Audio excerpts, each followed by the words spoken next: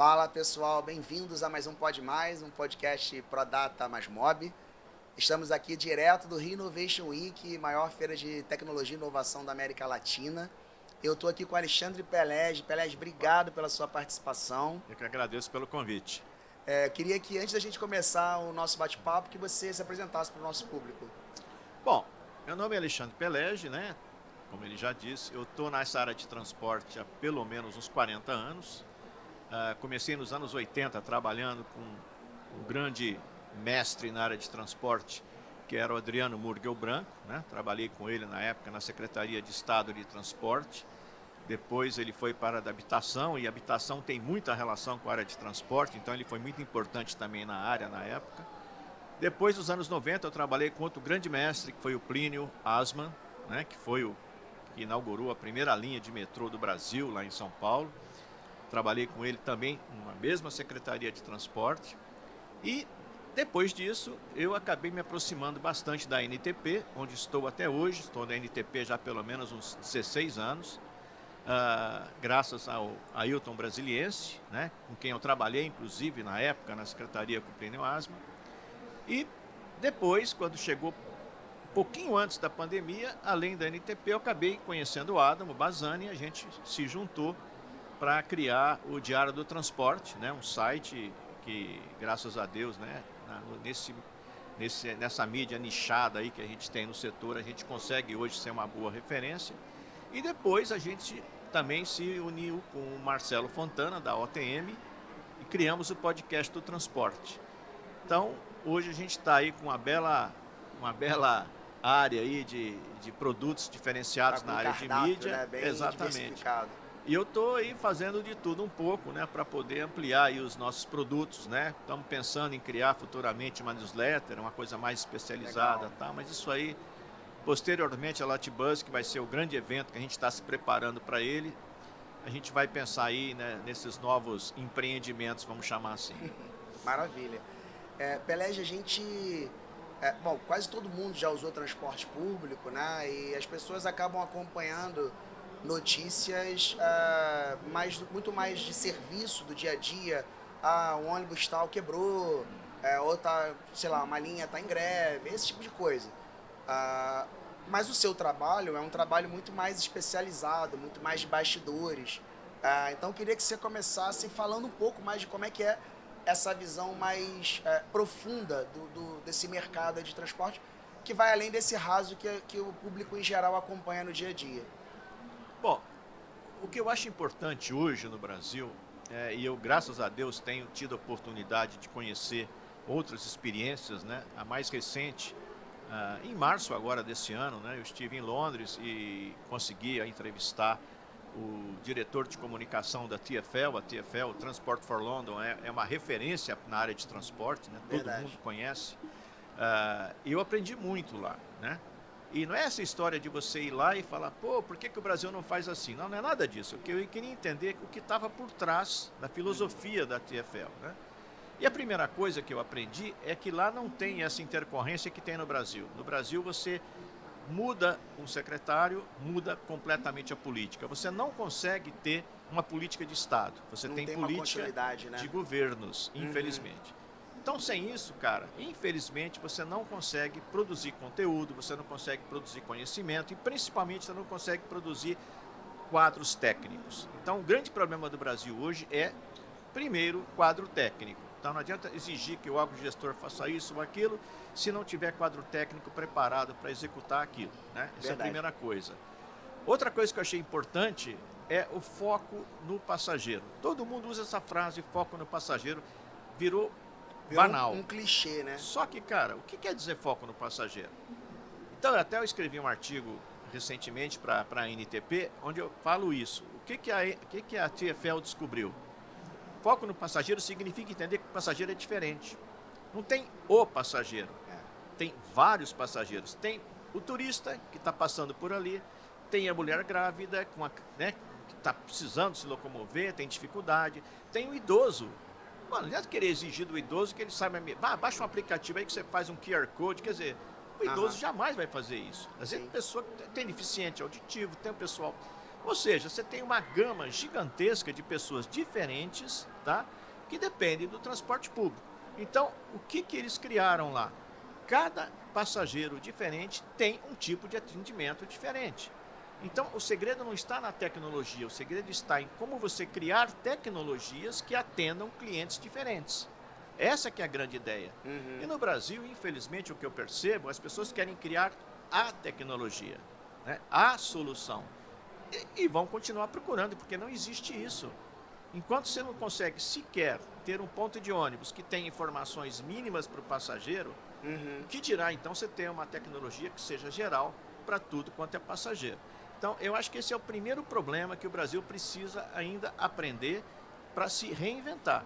Caso contrário, eu acho que vai ser muito difícil, até porque a gente está perdendo muito passageiro, infelizmente. Isso é um ponto que, tá? da pandemia para cá, a gente nunca mais recuperou, né, o volume de passageiros que tínhamos. E uma coisa que a Richelle Cabral, eu gosto muito dela, da Semóvel, que ela fala muito isso, que não adianta você ficar discutindo tecnologia, não adianta você ficar discutindo se o ônibus é a elétrico, a diesel, a vapor, puxado a cavalo. Se você não der prioridade para o ônibus no viário, esquece. Nada vai resolver se o ônibus não tiver prioridade. Começa por aí.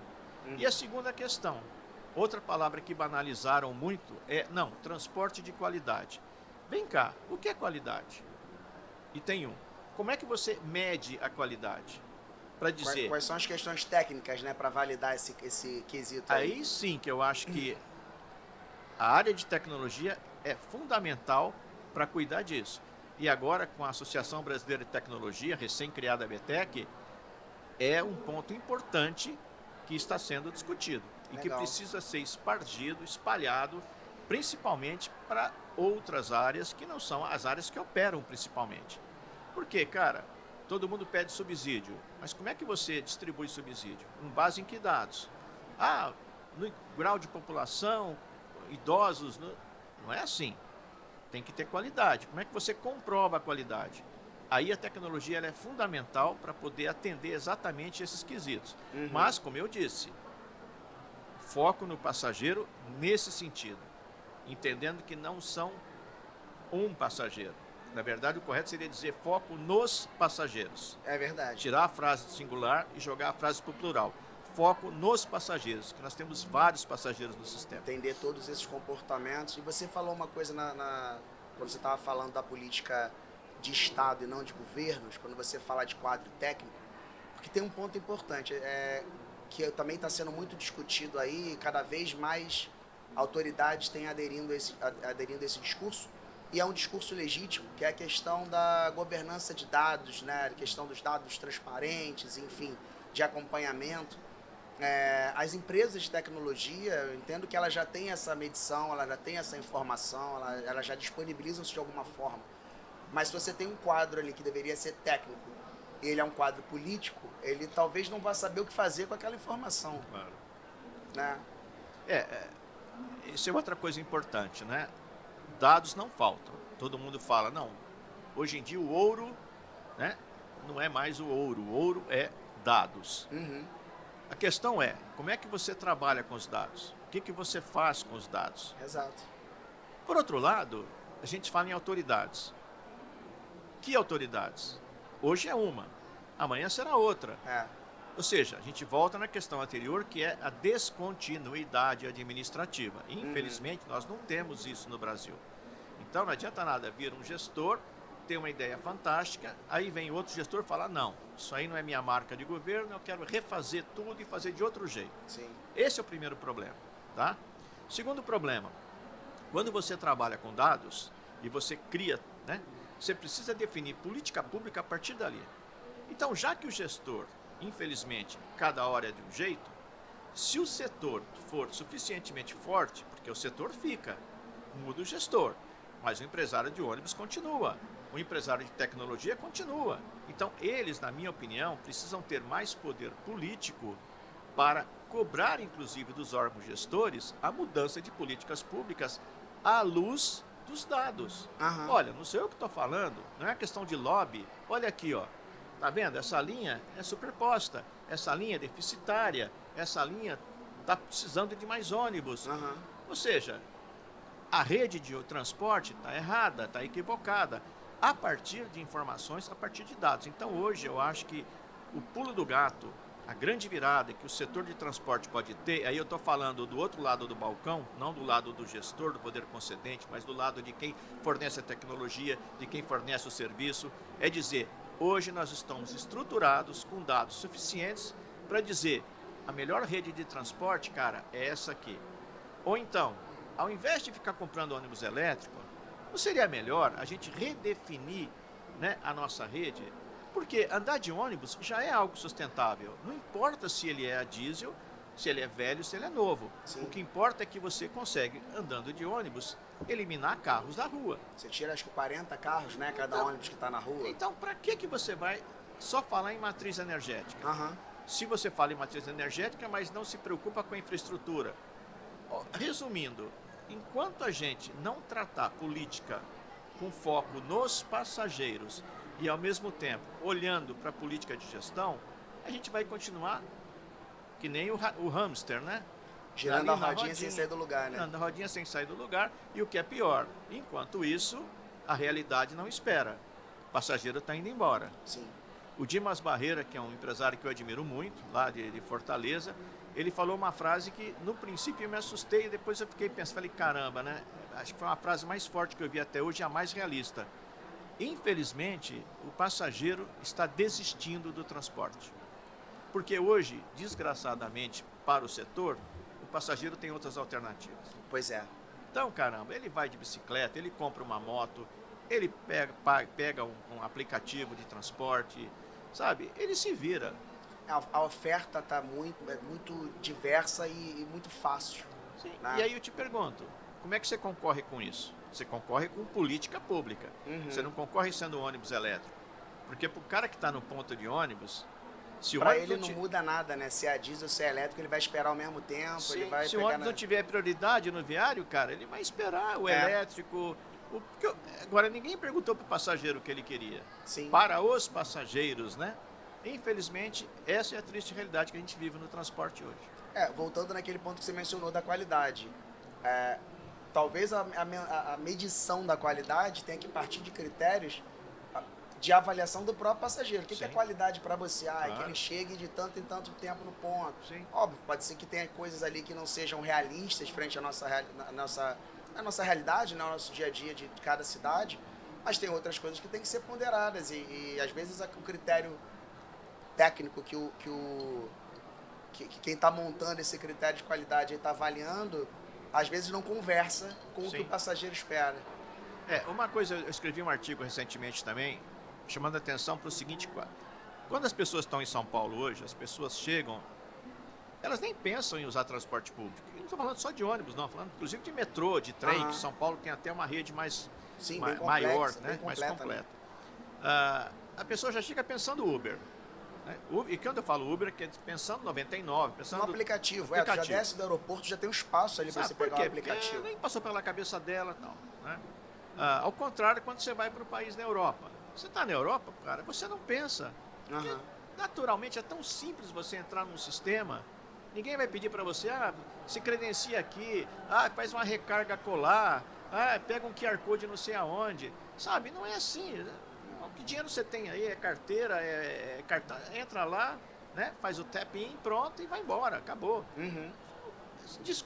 Descomplica completamente o sistema. Sim. Tá? Agora, o que eu acho interessante, né, o que eu acho que mais me preocupa nessa história, é que se você não permite ao passageiro, aos passageiros, né? Eu estou aqui sempre insistindo no plural, né? Que o transporte seja, primeiro, descomplicado. Segundo, tem essa qualidade que precisa ser medida. Sim. Sob a ótica dele. Uhum. Tá? Olha, o ônibus não está parado no congestionamento e tal. E esse artigo que eu escrevi dizia o seguinte: o cara que chega em São Paulo pensando Uber, agora ele pensa até um pouquinho mais longe. Ele pensa o seguinte: eu vou pensar num táxi dentro do Uber, porque o Uber foi muito esperto e descobriu o seguinte: caramba, os táxis podem andar no corredor. Pô, vamos cadastrar esses caras no sistema? Eles vão gostar, porque é mais uma oferta para eles. Em vez de eles ficarem batendo lata por aí procurando passageiro, o cara acha eles aqui no aplicativo. Vamos pegá-los aqui. Resultado, hoje, o que seria os corredores de ônibus prioridade, hoje é disputado pelo Uber. Só que na modalidade de táxi. E aí eu pergunto, mas não importa, é o Uber. É verdade. Você contrata pelo Uber, você paga para o Uber. Tudo no aplicativo. O dinheiro vai para o Uber, entendeu? Aí eu te pergunto, e o setor? Alguma vez reclamou disso? Alguém chegou na prefeitura e falou, espera aí, cara, tá roubando o nosso espaço, nossos ônibus estão... E hoje você olha a quantidade de... Se eu fosse um prefeito, primeira coisa, eu ia fazer uma pesquisa. Aumentou a quantidade de táxis dentro do corredor? Com certeza aumentou. Com isso, a velocidade comercial do ônibus diminuiu. E com isso, a ideia do corredor ser exclusivo caiu por terra. Sim. Então, uma das poucas conquistas que o transporte coletivo tinha em São Paulo, ele acabou perdendo. Então, isso que eu digo, o transporte está perdendo cada vez mais espaço, principalmente urbano, tá? E você não vê o setor cobrar isso de ninguém. O setor está aí encantado com ônibus elétricos, o setor está aí encantado com a tecnologia que você encosta, que legal, que coisa avançada. Ótimo. Para quem? Daqui a pouco, meu amigo, o sistema vai ficar tão deficitário e esse é o destino. O transporte vai acabar sobrando para quem não tem outra alternativa, ou seja, para o mais pobre. E aí, cara, vai o que tiver. Qualidade, dane-se. E aí, nessa história toda, você falar em tarifa zero, eu acho assim, uma coisa tão fora de foco, sabe? Tão fora de, na minha modesta opinião, tão fora de propósito, porque nós não resolvemos essas questões anteriores. Tem uma lista de coisas para resolver antes de chegar nesse ponto, né? E, inclusive, usar a questão tarifária como política pública. Sim. Política pública, sabe? Como Portugal fez. Portugal criou a Autoridade Metropolitana de Portugal. A primeira coisa que eles fizeram foi cuidar da tarifa, simplificar o quadro, trazer a família para dentro do transporte. Deu tão certo que agora criaram a Autoridade Metropolitana do Porto. Mas essa mudança que Portugal fez não é semelhante, por exemplo, você vai ter muito mais qualidade para dizer do que se eu estou falando alguma besteira, mas ao que foi feito aqui no estado do Rio com o bilhete único intermunicipal, que também pegou uma região metropolitana, unificou uma tarifa, integrou todos os meios de transporte, ou estou falando alguma coisa que é do ponto de vista tarifário, sim. É que lá eles foram mais longe. Primeiro, lá tem uma grande vantagem sobre o Brasil, que lá são duas instâncias de poder só. É a União, presidência, e o município. Aqui nós temos um cara do meio, que é o governador do estado. O que acontece? Para você conseguir criar uma estrutura metropolitana, você tem que negociar com três instâncias. Sim. O presidência, o governante e os municípios. Todos os Aí tanto que você não consegue ver, né, nenhum lugar onde tenha isso acontecendo. Goiânia hoje é um dos poucos lugares, também há quantos anos Goiânia está correndo atrás disso, né? Que você pode ver isso, tá? Uma autoridade basicamente funcionando. Mas lá eles criaram uma mudança gigantesca, inclusive na identidade visual. Então, não importa se você entra no metrô, no trem, na barca, você bate o olho, é tudo amarelinho. Você identifica. Tudo o mesmo nome, sabe? São Paulo não, ou qualquer outra cidade do país não tem. Cada um tem a sua própria dinâmica. O metrô de São Paulo hoje tem a Via 4, né? Tem a CPTM, que tem duas concessionárias diferenciadas, né? Tem a Trivia, tem a Tic Trens, sabe? E cada um tem a sua política de marketing, cada um tem o seu corpo de segurança, sabe? Ou seja, é um sistema público. Então, o público deveria ver primeiro o transporte e depois ele vê o quê? Mas quem opera? Não importa. Em Londres, se perguntar para mim, mas quem é que opera o ônibus lá no bairro, em Canary Wharf, por exemplo? É a Riva, é a Go Ahead, é o quem? Não sei, é tudo vermelho. O passageiro quer entrar e chegar onde ele tem que chegar, né? Se você olhar, pequenininho tá lá o nome do cara, mas não importa.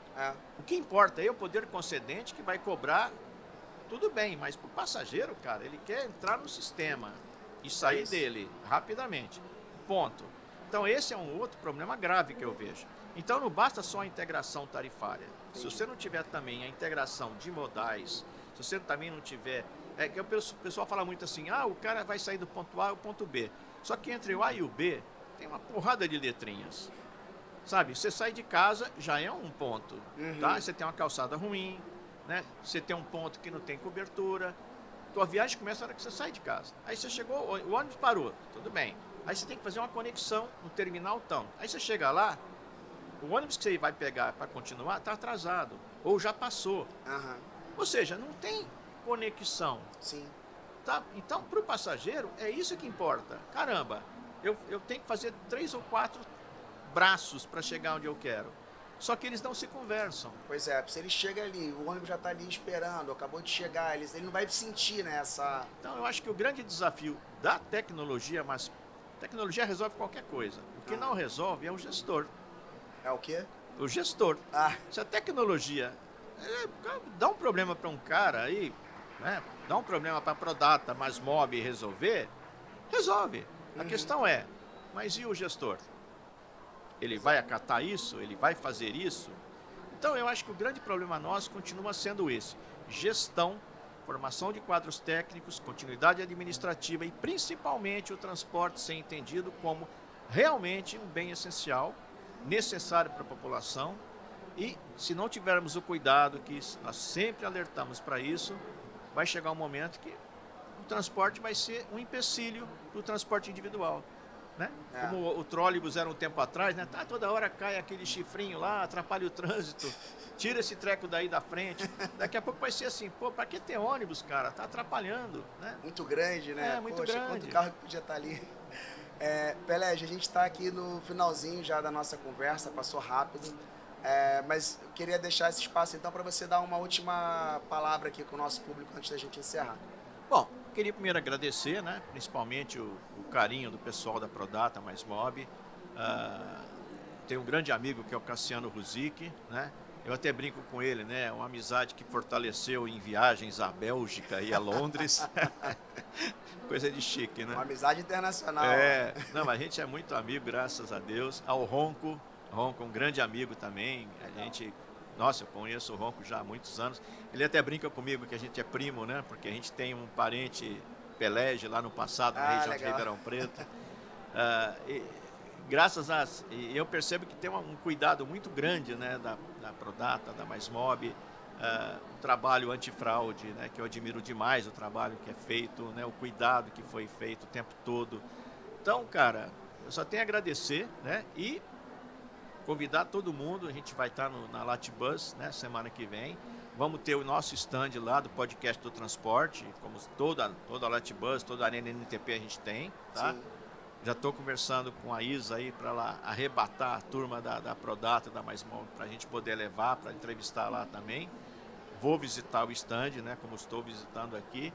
E estamos à disposição de vocês para o que der e vier, né, para qualquer assunto, matéria no diário, matéria no site da NTP, entrevista no podcast do transporte, o que precisar da gente, a gente está aí. Muito obrigado. Perfeito, Pelege. Muito obrigado pela sua presença. Que agradeço. Você que está assistindo a gente também, muito obrigado pela audiência. Continue acompanhando a gente no Spotify, no YouTube. Siga a Prodata Mais Mob no LinkedIn, no Instagram. E até o próximo. Obrigado.